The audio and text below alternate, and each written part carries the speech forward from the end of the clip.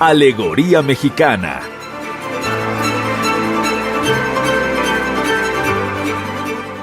Conoce la alegoría mexicana que se esconde en los proyectos culturales y artísticos de nuestro país.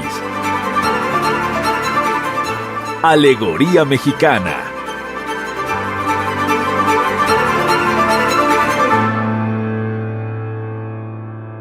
Hola, muy buenas tardes. Yo soy Marlene Lobo y el día de hoy aquí en Alegoría Mexicana me complace presentarles, y voy a decir con todas las palabras, un grande de la radio, quien es conductor, locutor, actor, y quien realmente ha entregado su corazón a varias instituciones gubernamentales, medios públicos, Radio Educación, Instituto Mexicano de la Radio. Y bueno, ya nos estará platicando en esta media hora. Con nosotros está Sergio Alberto Bustos, locutor de Opus 94 y quien es un gran amigo también de aquí de México Legendario. Gracias por estar con nosotros, Sergio. Yo ayer cuando me citabas, Marlene, te decía gracias por pensar en mí, porque sí, evidentemente la vida del actor, la vida del personaje público se alimenta también de eso, ¿no? El actor que se para en un escenario, el locutor, el actor que se para delante de un micrófono en la radio, en el doblaje, vive de eso, ¿no? Del reconocimiento. Y no es que diga la gente, qué maravilloso, qué barbaridad, es el actor que México esperaba, es la voz más bella de México. No es eso, es simple y sencillamente decir, oye, te escuché y me gustó. Oye, qué padre trabajo estás haciendo, mira, yo estuve oyendo y el contenido. Esos pequeños detalles son los que hacen, creo, el camino de muchos de nosotros grande y muy gozoso. Así que gracias, Marlene, a ti por la invitación. Gracias a ti por recibirla. Aquí en Alegoría Mexicana justamente es mostrar esa esencia de los artistas, de las personas que están en los medios, y que realmente no es tanto una entrevista, como tú lo dices, de protocolo, de ego, sino es abrir el corazón de ustedes y permitir que ustedes se expresen en todo eso que han brindado. ¿Y quién mejor que tú, que has empezado desde una corta edad, con 6 años, en tu primera aparición ante el micrófono, que a mí me parece que, bueno, se me hace la piel así chinita? Me gustaría que nos platicaras cómo inicias justamente atrás del micrófono y desde temprana edad. Yo vengo de una familia de gente, de técnicos cinematográficos. Muchas de las películas de la época de oro del cine mexicano tienen por ahí en el crédito de edición algún Bustos. No digo todas, muchas de ellas. Algún Jorge Bustos, a un José W. Bustos, a un Antonio Bustos, que era mi padre, el que de pronto, bueno, pues por necesidades económicas básicamente, no hace a un lado al cine, sino que se va hacia la parte de una empresa que fue la primera que hizo aquí en México doblajes de películas de Walt Disney, y después se dedicaron ya un poco más a la producción de comerciales de televisión, spots comerciales, ¿no? Y por ahí de pronto, oye, necesitamos la voz de un niño. A ver, Sergio, pues órale, ¿no? Que necesitamos extras, pues órale, muchachos, órale. Yo creo que ahí íbamos todos los hijos de los que trabajaban por ahí, y bueno, pues era una manera de ganarnos una lanita. Tú te imaginas hace 55 años, ¿no? Que yo tenía 6 años, ganarme 100 pesos por una mañana de trabajo. Era wow, era tener un billete que te duraba todo el año para tus chicles, ¿no? Tus motitas. Y así fue como empecé. El primer comercial que yo hice era el personaje, no era el personaje de Benito Abusadito, que era de los cuadernos Escribe, era uno de los amigos de Benito Abusadito. En fin, así empecé. La frase que bien me acuerdo de eso era, mira, no tuvo miedo. Y cada vez que yo la oía en televisión, me metía debajo de la cama de la vergüenza que me daba haber escuchado mi voz con un pánico tal, pero que le había ido tan perfecto al personaje, porque decía, mira, no tuvo miedo. Espantado el personajito y espantado el locutorcito de enfrentarse a ese universo que representa el micrófono. Y entonces ahí inicia mi camino. Yo creo que es un momento maravilloso en mi vida en donde pues descubrí que era lo que me gustaba, tal vez de un poquito de manera inconsciente, no fue que dijera en ese momento, a esto me voy a dedicar, pero sí, evidentemente, con toda esta historia familiar en el cine y luego en el mundo de la publicidad, todavía por ahí andan unas primas, Rebeca Bustos, que tiene su agencia de modelos, Mónica, Nené, todas ellas que se dedican también a la cuestión de casting y a la cuestión de maquillaje, pues todos por ahí seguimos ese camino y lo seguimos con mucho orgullo, portando una herencia grande que nos dejaron nuestros antecesores, que fue el apellido Bustos. Así empecé. Me imagino a ese niño ahí escondido abajo y al final de cuentas volteas, como tú dices, 55 años después, toda una carrera que has presentado numerosos personajes, tanto en la parte publicitaria como en doblaje también. Y aquí me gustaría preguntarte, ¿cómo inicia tu pasión por la actuación? Porque es uno de tus fuertes y te he visto y he sentido tu actuación y eso creo que es importante destacar. Yo creo que corría también por ahí el año séptimo u octavo de mi vida y una de mis hermanas, yo soy el menor de 6 hermanos, soy el menor. Por ahí la primera mujer, que era la segunda hija de mis padres, estaba ya en prepa 5 y tenían que tomar una materia optativa y a ella no le gustó ninguna. Se decidió por el teatro porque creyó que no gustándole ninguna, tenía que hacer la más fácil. Y entonces montaron en aquel entonces Don Gil de las Calzas Verdes. Fíjate lo que significaron esas experiencias para mí que todavía me acuerdo, y en este caso de la obra.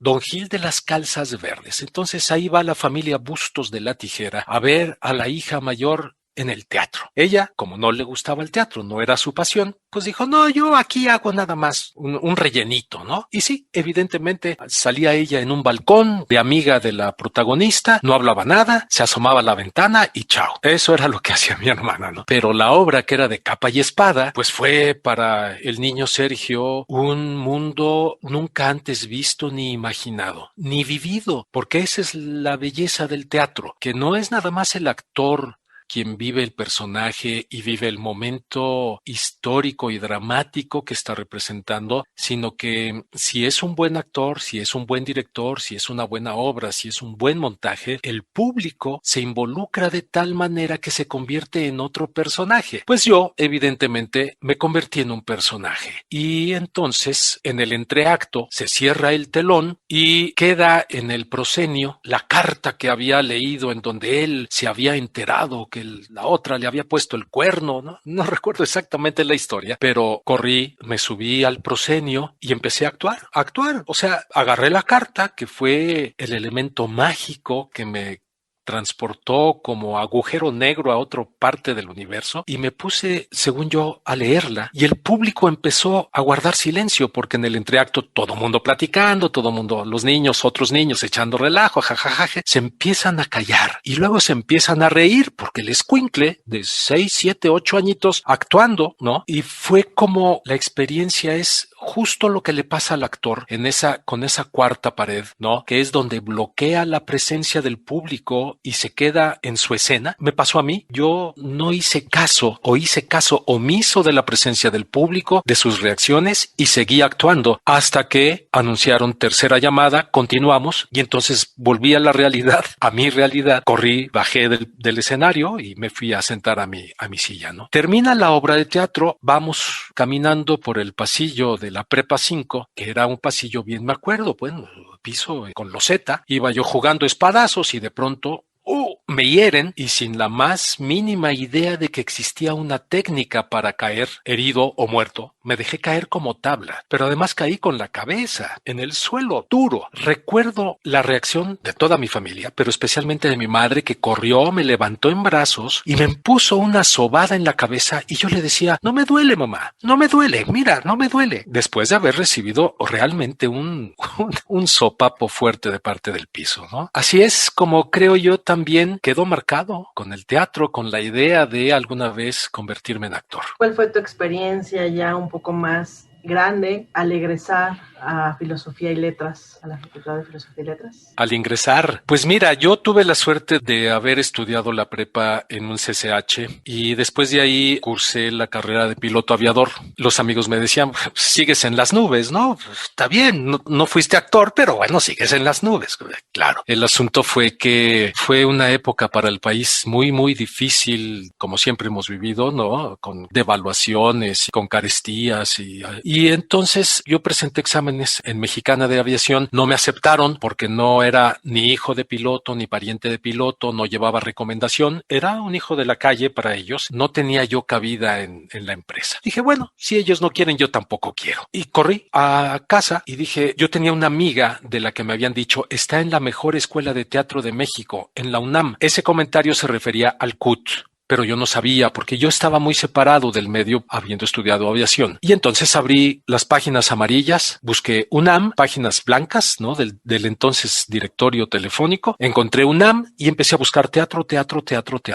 Y encontré Filosofía y Letras y encontré Escuela de Teatro. Y dije, de aquí soy. Yo tenía el pase automático. Entonces llegué y a la semana de haber llegado a pedir informes a la facultad empezaban el curso, que hasta por ahí corrí con suerte y tenía el pase automático. Me inscribí y empecé a asistir a la escuela y fue otra parte maravillosa de la experiencia porque te metes ahora sí que a otro mundo, ¿no? El alma mater, lo que representa la universidad para muchos de nosotros, esa educación que nos dan de, pues tú estudia, ¿no? Y ya después ya verás qué rollo, pero por lo pronto estudia, entonces había que estudiar. ¿Y a dónde había que llegar? El ejemplo de los hermanos era pues a la Universidad Nacional Autónoma de México. Ahí estaba yo y fue, digo, ya iniciar con mayor claridad el camino del arte. Así que ahí empecé. Fue maravilloso. Esos primeros días ahí en la facultad maravillosos. Empiezas a conocer a otras personas que llegan con el mismo sueño, con el mismo deseo, con los mismos ideales, con las ganas de proponer. Unos ya con cierta experiencia en escenarios, otros llegaron sin experiencia, llegaron de pronto ahí a decir, pues no, mira, yo nunca he visto, ni he ido al teatro, ni he leído, ni he hecho teatro, pero quiero ser actor. De ese tamaño, ¿no? Había quienes habíamos hecho teatro, había quienes habían leído teatro y quienes no lo habían hecho ni leído. Entonces fue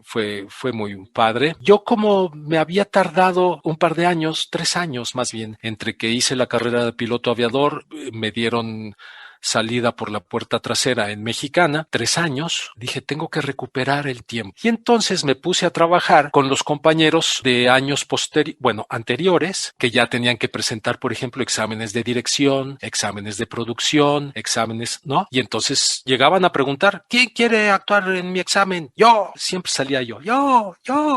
Y bueno, pues por ese otro lado, hoy tengo compañeros en el medio que conocí desde entonces y de los cuales estoy muy orgulloso.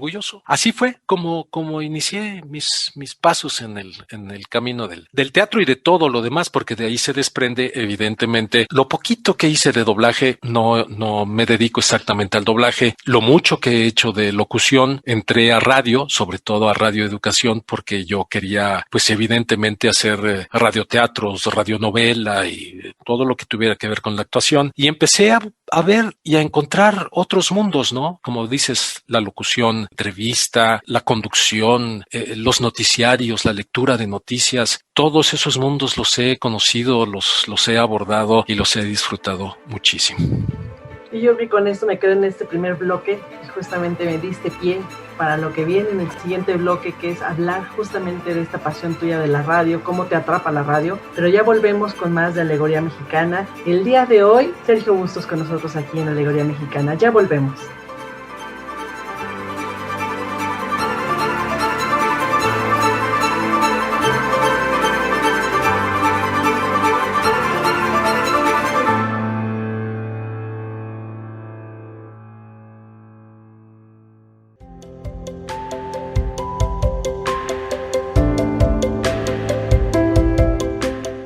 Hablar de salud no se trata solo de tener un cuerpo sano, sino también un equilibrio mental, emocional y espiritual. A esto se le llama el arte de sanar.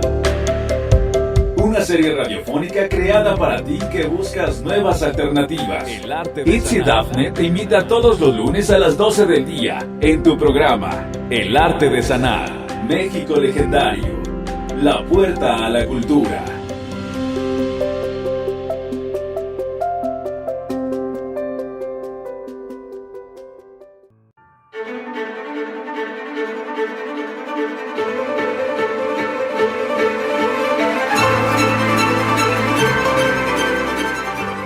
Alegoría mexicana.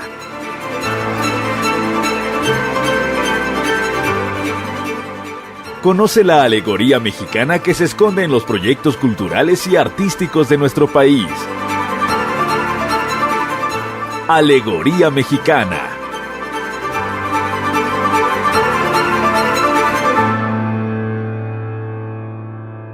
Bueno, pues seguimos aquí en Alegoría Mexicana. A mí me complace, desde pequeña me ha entretenido conocer las historias, reconocer el talento de las personas y realmente yo estoy muy complacida con tenerte aquí con nosotros, Sergio Bustos, aquí en México Legendario. Yo te insisto, en verdad para mí es un orgullo, es un placer y es agradecerte no nada más a ti, sino al universo que nos haya puesto en el mismo camino. Muchas gracias. Y yo creo que una de las instituciones que ha marcado la carrera de muchas personas que estamos en los medios, pues es Radio Educación. Uh-huh. Radio Educación, creo que ahí muchas personas hemos pasado por ahí, indirecta o directamente. Y yo desde que estaba muy pequeña siempre escuchaba hablar de Sergio Bustos, radionovelas. Mi papá, quien tuvo la oportunidad de trabajar ahí 45 años como ingeniero, pues siempre decía, mira, él es Sergio Bustos. Y cuando te encuentro en el IMER, pues para mí fue así como, oh, Sergio Bustos. ¿Cómo inicias en la radio? ¿Cómo es que te atrapa la radio? ¿Cómo es que entras en Radio Educación? Es otra historia que no te la vas a creer. Ya platicamos que ya había estado yo delante del micrófono cuando niño. Crezco y en mi adolescencia conozco al famosísimo Perro Bermúdez, al padre. Yo era amigo de su hijo, el menor, y luego conozco a Perro Bermúdez hijo. En esos entonces estaba yo medio indeciso por dónde iba a ir mi vida, etcétera, etcétera. Total, que hablando con el Perro Bermúdez padre, a quien siempre se lo he reconocido, le digo, oiga, yo quiero hacer locución, ¿me daría una carta de recomendación? Él estaba entonces en la Asociación Mexicana de Locutores y me dice, con todo gusto. Me hizo mi carta, me fui a la SEP, hice mi examen para licencia, no se le debe decir licencia, ¿no? El certificado de locución, conseguí el certificado de locución y mi hermano, el mayor, también, como te decía, familia de gente de cine y luego de publicidad, él tenía su agencia, ya conocía amigos, tenía un amigo que tenía una radiodifusora en Tulancingo, allá en Hidalgo, y allá me iba yo todos los fines de semana a hacer mis prácticas de cabina. Metía yo la pata a diestra y siniestra. Pero de una o de otra manera fue algo que a mí me sirvió para llegar a la Ciudad de México ya con mi certificado y decir, ok, ¿qué quiero? Yo soñaba, como lo dije hace rato, con hacer radionovelas y estas cosas, ¿no? No me gustaba la locución comercial porque sentía yo que era muy gritada y muy... ya regresábamos, compadres, comadres y bla, bla, bla. En fin, era como un mundo que para mí, yo no estaba hecho para el comercio, yo estaba hecho para la cultura, pues eso lo traía y es muy diferente. Son dos mundos muy, muy diferentes. Total que específicamente en radio, pues ya me sentía yo locutor, pues ya tenía yo mi certificado, ya había hecho yo, no sé, 10, 20 prácticas de cabina en Tulancingo, ya era yo locutor. Y pues dije a buscar trabajo. Lo primero que dije, a ver, ¿dónde? Pues lo primero que se me ocurrió, porque era lo comercial fuerte entonces, y yo creo que cualquier joven o cualquier persona de aquellas épocas estará de acuerdo conmigo, pues oías o Radio Capital o Radio Éxitos o La Pantera. Y de eso lo único que sabía yo, pues era dónde estaba el núcleo Radio 1000, La Pantera. Pues ahí voy a tocar la puerta. Pim, pim, pim, toqué la puerta, me abre la recepcionista, le digo, oiga, soy locutor, quiero trabajar aquí. Ah, sí, cómo no, permítame. Que pase usted, por favor, a la oficina con fulano de tal. Ahí voy con fulano de tal. Y era el gerente, pero no de la Pantera, ¿no? Era el gerente de la charrita del cuadrante. Y entonces me dice, ok, perfecto, pues bueno, mira, ¿por qué no te hacemos una prueba? Sin agua va. Me meten a la cabina y entonces yo, pues joven, era adolescente todavía, no me gustaba a mí la Sonora Santanera, no me gustaba la música guapachosa, la tropical que le llamamos, Rigo Tobar estaba fuera de mi agenda y entonces me meten a esa cabina de música que yo no gustaba y que no me atraía. Y estaba ahí un gran locutor y le dicen, oye, mira, aquí está Sergio, que vamos a hacerle una pruebita a ver qué tal. Ah, sí, cómo no, jefe. Se levanta me da la silla, me da el micrófono y me dice, mira, pues ya sabes, tú dices la hora, presentas, despides, ahorita vamos a despedir esta rola, así que, órale, sí, perfecto, gracias. Y se me empieza a trabar la lengua antes de empezar. Se me trabó la lengua, la neurona, el oído, no oía nada, no veía nada, no sentía ni las piernas, parecía yo que estuviera drogado. Y de pronto siento un trancazo en el hombro, un palmazo en el hombro, dándome el cue para entrar. Comadres, compadres, acabamos de escuchar a... Yo no sabía ni a quién habíamos escuchado, no sabía yo nada, ¿no? Son las... ¿Y dónde está él? Perdí el reloj, perdí la noción de dónde estaba. Nada más sentí un aventón, fui a caer allá cerca del rincón de la cabina y ya entre nubes, ¿no? Entre bruma, oigo al locutor, acabamos de escuchar a fulano de tal, regresamos, vamos a un corte comercial y volvemos. Yo salí de ahí con el rabo entre las patas. Y lo mismo me pasó en otra empresa que era Radioprogramas de México. Ya estaban ellos allá en parte de la Unidad de Independencia, arriba de Unidad de Independencia. Yo llegué, toqué la puerta, me abre la secretaria y le digo, oiga, soy locutor, quiero trabajar aquí. ¿Qué suerte tiene, señor? Me dice, porque ahí está el director de la empresa, el dueño. Era el dueño y no tiene a nadie y no está haciendo nada. Déjeme ver si lo puede recibir. Órale. Y me recibe. Don Sergio Bustos. Y dígame usted, me dice ya en parte de la entrevista, ¿por qué quiere trabajar con nosotros? Y le digo, pues es que usted no sabe. Yo odio la radio comercial. Me chocan los gritos. No sabe. No, es que no puede ser. Los locutores, no, esto es terrible. Yo, al igual que cuando entré a la UNAM, abrí mi directorio telefónico y busqué lo que me sonara a la hora de México. Porque yo decía, pues tiene que ser algo así, que sea cultural, como la radio, como la hora nacional, ¿no? Y entonces Radioprogramas de México me sonó como a que ellos eran los que producían eso. Y no me di cuenta que me fui a meter a la boca de león, porque era de lo más comercial que había. Evidentemente, la despedida fue, muy bien, don Sergio, pues gracias, qué bueno que vino, le agradecemos su visita. Nosotros le hablamos. Esto fue hace 40 años, poquito menos. Sigo esperando que me hablen, evidentemente. Yo creo que ya no lo van a hacer, así que voy perdiendo las esperanzas. Pues así fue como empecé. Igual, llegué a Radio Educación y estaba el policía de la entrada y le digo, oiga, soy locutor, quiero trabajar aquí. Ah, sí, cómo no, espéreme tantito. Mire, pásele, vaya a hablar con la señora Ludmila Martínez. De ella sí me acuerdo porque después fue una gran compañera en Radio Educación. Y entonces llegué y me dice, ok, Sergio, sí, padrísimo. Haz de cuenta, era el lunes. Me dice, vente el miércoles, vamos a hacer pruebas de locutores. A ver, estamos buscando gente. Padrísimo. Llegué el miércoles y una improvisación, una presentación y despedida de música, una lectura de noticias, una narración deportiva, ¿no? Y yo lo hice todo como si fuera pez en el agua. ¿Cuál fue mi sorpresa? Que 3 días después me llaman y me dicen, Sergio, ¿qué tienes que hacer hoy a las 10 de la noche? Nada. ¿Por qué? Es que fíjate que el locutor que entra a esa hora nos pidió el día y no tenemos quien lo cubra. ¿Puedes cubrirlo? Ah, sí, cómo no. Llegué yo allí y no salí de esa cabina sino hasta hace 10 años. O sea, me pasé 30 años en cabina de radioeducación de manera no frecuente, pero sí constante en el asunto de que hacía yo suplencias, ¿no? Y empecé igual, pero ahí empecé con un gusto enorme porque a final de cuentas era la radio que yo quería hacer, ¿no? Me acuerdo haber leído algún poemita que yo escribí, estaba enamorado, tenía una noviecita pequeñita, chiquita, estaba en prepa, yo ya había terminado mi carrera de piloto, ya estaba yo haciendo teatro, ya entonces estaba yo enamorado. Leí mi poema y después, dentro de esos muchos años que he estado ahí, tuve la oportunidad de trabajar con gente como Germán Robles, por ejemplo, ¿no? Haciendo Don Quijote de la Mancha. Y bueno, tantos grandes y grandes actores con los que yo pude departir y con tan grande gente con la que pude compartir el espacio que hoy por hoy, déjame decirte, una de mis actividades, estoy grabando audiolibros y ahorita estoy grabando precisamente El Quijote de la Mancha y le decía a uno de los compañeros, fíjate que me está gustando mucho esto porque específicamente El Quijote de la Mancha fue el primer trabajo que hice yo en Radio Educación y recibí clases de actuación maravillosas. Y hoy yo esto se lo estoy dedicando a esos grandes actores con los que yo he compartido micrófono, porque ellos me han enseñado todo lo que yo soy capaz de hacer en una lectura, en un micrófono. Así que va para ellos. En fin, ya resumí mis 30 y tantos años de experiencia en unos minutitos. Y bueno, pues viene más experiencia, porque después entras al Instituto Mexicano de la Radio, de donde eres también locutor de Opus 94. Entonces, esta también es otra experiencia. Yo, Marlene, llegué igual, tocando puertas, y la sigo tocando, ¿eh? Platicábamos antes de iniciar la entrevista de esta filosofía que tengo. Hoy tengo, mañana no. Entonces, sigo tocando puertas porque yo no sé qué va a pasar el día de mañana. Entonces, y llegué a tocar puerta al IMER. Y en el IMER también he tenido experiencias maravillosas, ¿no?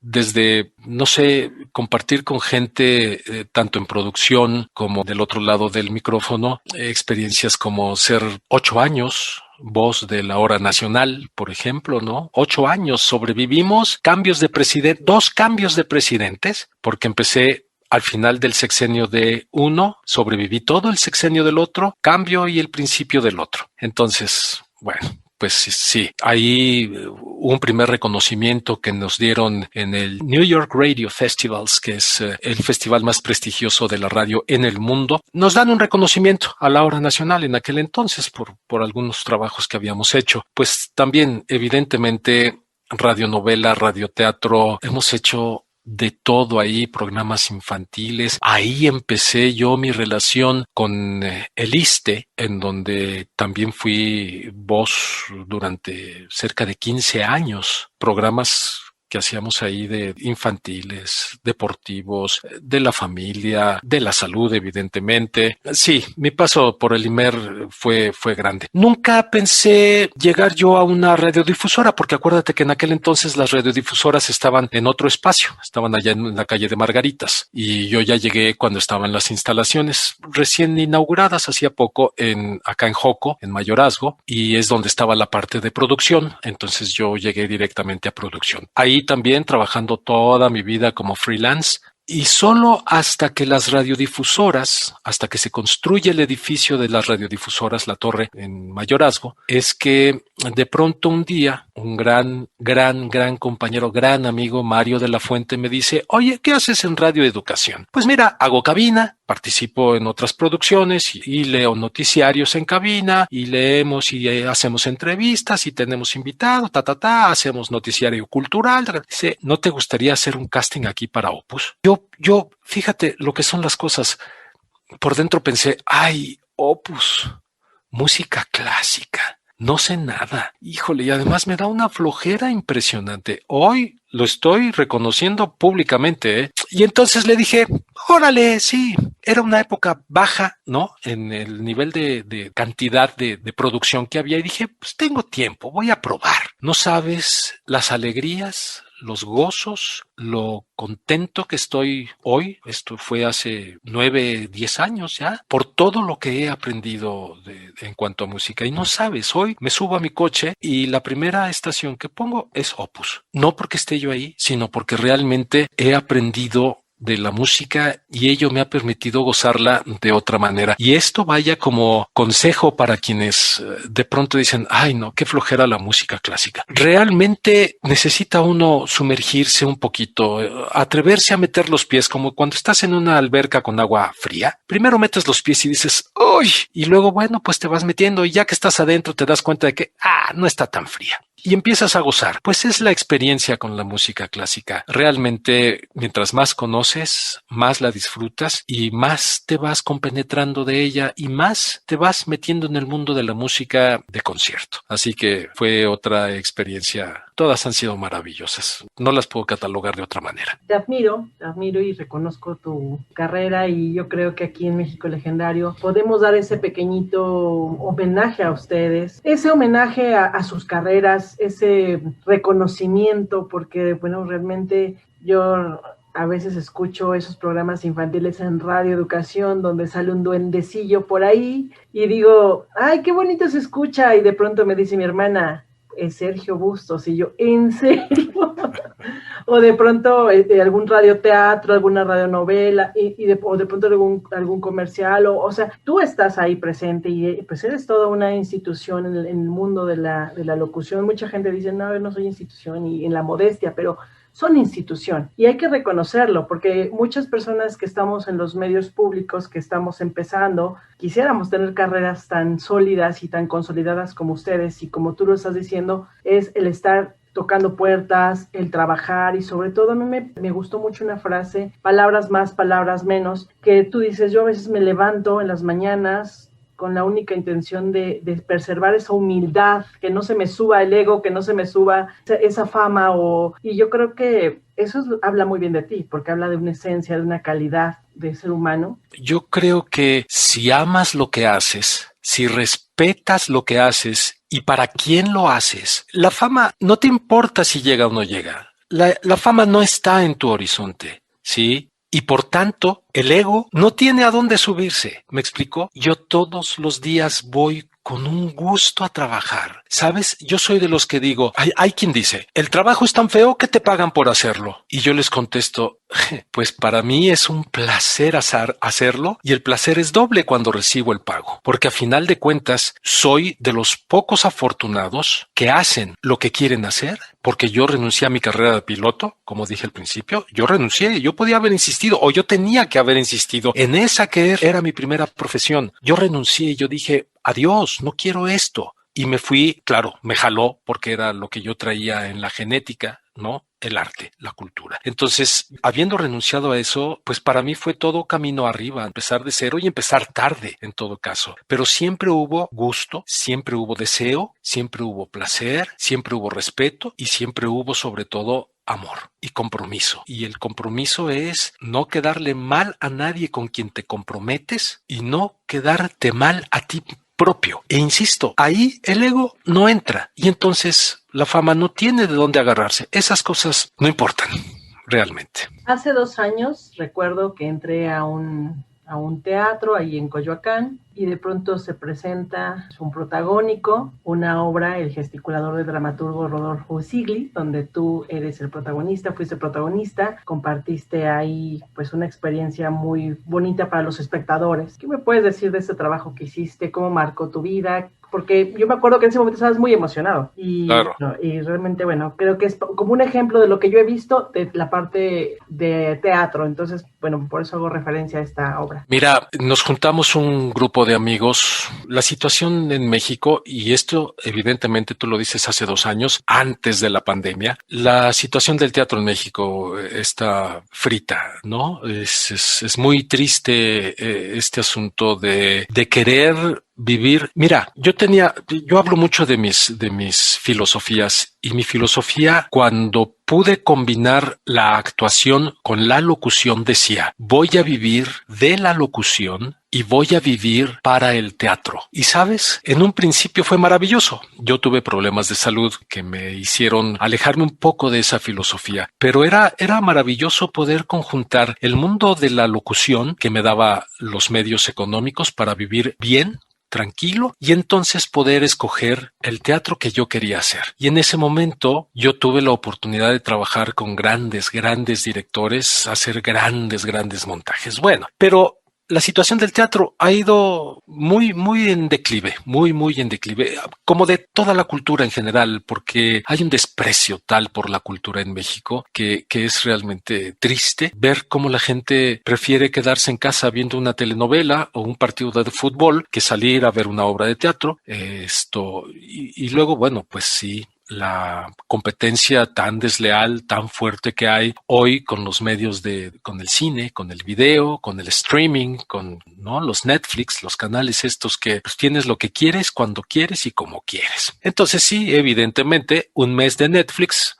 te cuesta lo que un boleto para ver una obra de teatro. Es competencia muy desleal, pero ahí está. Entonces nos juntamos un grupo de amigos, pues vamos a ver qué sale de esto, ¿no? Pues órale. Y nos pusimos a darle, y era un estira y afloja muy fuerte porque, pues sí, evidentemente la experiencia de varios de nosotros con muchos años ya trabajando y jalando y arriando el ganado, pues sí, te lleva a poner ciertos puntos sobre las íes, ¿no? Y en este caso, como éramos cuates, pues bueno, fue difícil el proceso porque fue una obra muy difícil. El gesticulador es una obra muy difícil. Es una de las obras icónicas de la dramaturgia mexicana. Por lo mismo, es muy buscada por los actores maduros que ya sienten que tienen el nivel o la capacidad, o que sentimos que tenemos el nivel y la capacidad para representar a un César, que es el nombre del personaje principal. Y bueno, pues la experiencia fue maravillosa porque lo último que hice como actor, ya tenía 2-3 años de no haberme subido a un escenario. Lo había hecho a final de cuentas en Querétaro, en una de estas obras que hacen para los visitantes de la ciudad y que va haciendo recorridos por puntos icónicos de la ciudad. Y había yo representado a Don Miguel Hidalgo, ¿no? Una obra con Ofelia Medina. Nos fue muy padre, pero pues era Querétaro, no era el DF, ¿no? No lo desprecio, no, evidentemente no hay comparación, pero no lo desprecio. Fue también una experiencia muy padre. Pero entonces, después de 2 o 3 años de no haberme subido a un escenario, me invitan a hacer esto, me invitan a ser el protagónico. Yo digo, órale, yo había leído la obra hacía muchos años, no me acordaba realmente del peso específico de la obra y dije sí, como si fuera cualquier cosa. Fue muy gratificante lo que alcanzamos. Tristemente, nunca es suficiente si no tienes, y tú me platicabas ahora de tu organización, ¿no? Que si no tienes con qué demostrarle a quien te puede patrocinar que realmente vale la pena que inviertan dinero ahí, pues nadie te va a soltar dinero, ¿no? Y evidentemente aquí nadie soltaba dinero. Y evidentemente aquí pues hubo que invertirle algo de dineros. Nosotros pagábamos el teatro, nosotros pagábamos la publicidad, la impresión de volantes, pagábamos impuestos, si queríamos meter el boletaje, ¿no?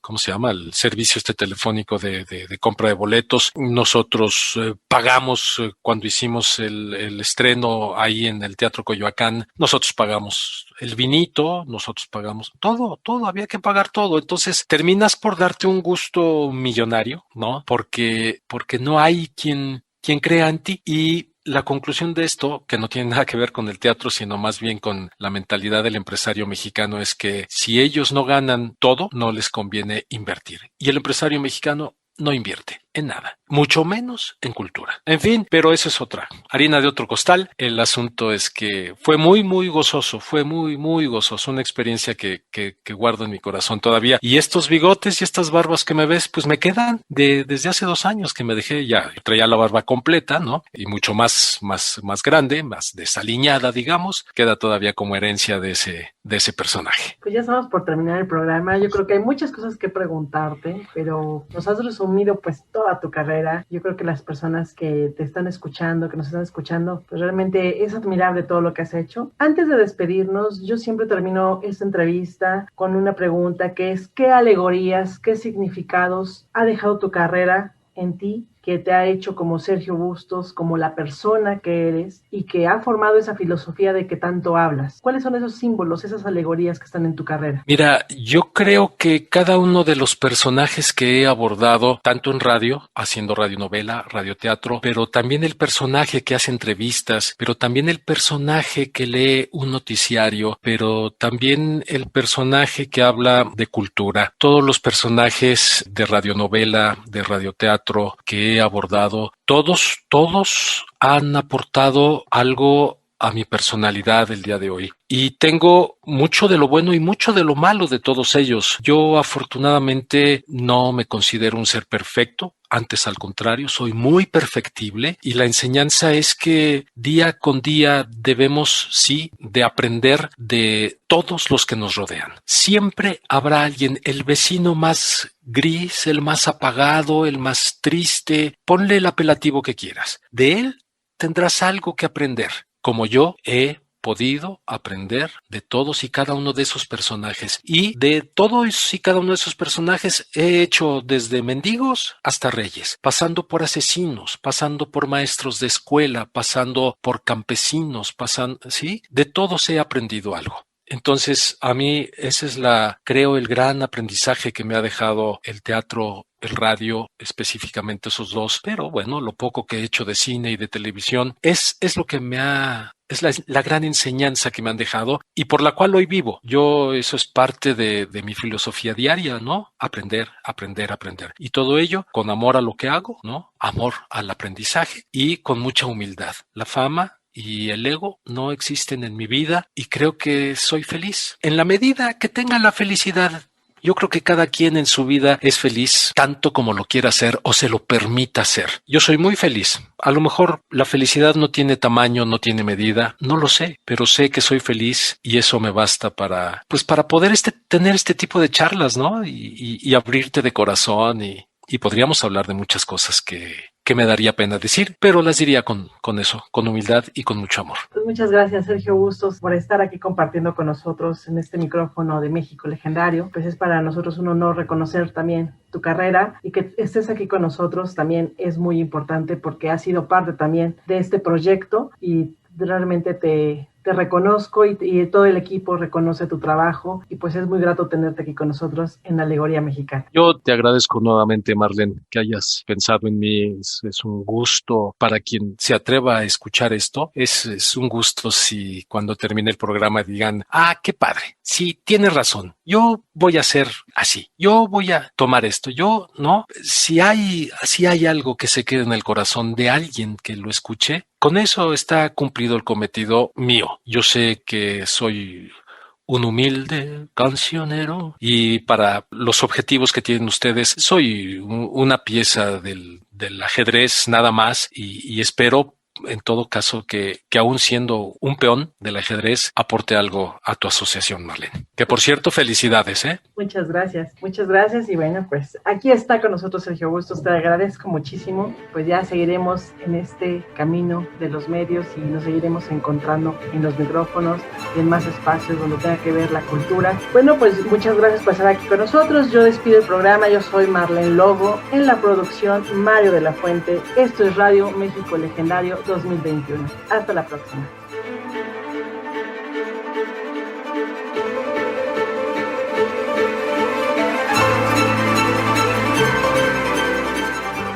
Alegoría Mexicana.